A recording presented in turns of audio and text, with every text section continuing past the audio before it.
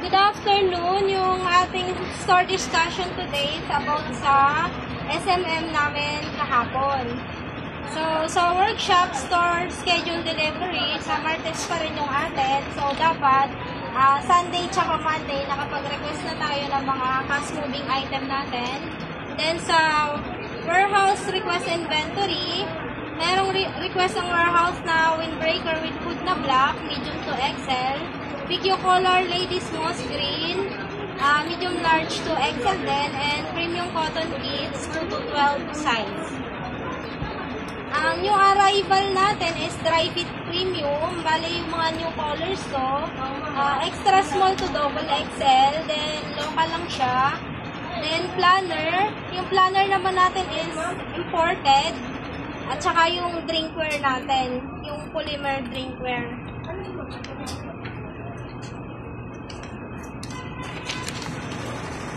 Sa new item natin, mayroon tayong polymer map, which is import siya yung source nito, ceramic, yung material. Varsity jacket is meron tayong colors na yellow, gold, green, red, black. Then, made to order yung source nito. And then sa another new item natin is yung stress ball. Material niya is rubber. Colors niya is red, blue, green, yellow, and orange. Process nito is UV print. For sourcing naman to kapag may mga orders. Then sa website naman natin, yung update for Sable Central, mayroon tayong volleyball design and batik collection.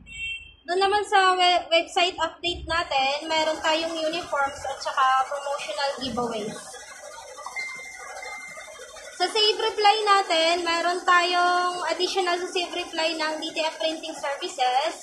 Bale, yung doon is yung availability ng machine, turnaround time, explainer video, at saka price and swatches. Yung difference ng bawat natin, machine ng DTF. Then sa OLM natin, yung new approved marketing is yung sa item ng SP, DTF swatches with DTF ROM. Sa PYD naman, UV print and banner.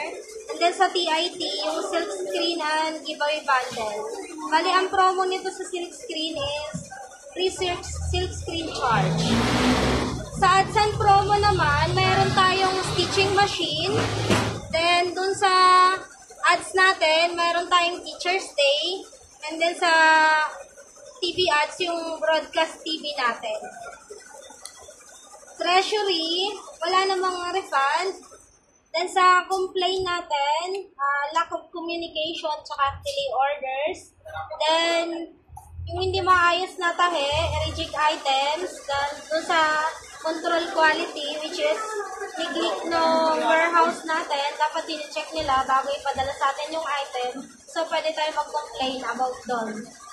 Then, laging tandaan na always check yung item bago ipadala sa customer. Lalo na kung yung item naman is dumarating dito sa store para maiwasan din yung mga yung sa quality control natin.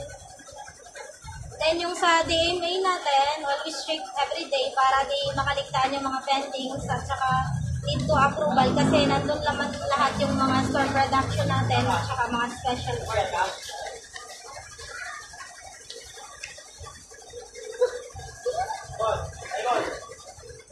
Sa MIS naman po natin,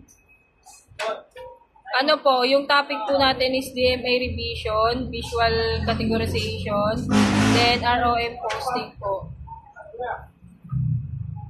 Then sa HR naman po, meron po tayong topic na leadership training sa August 19. Then yung open slot niya po is 0.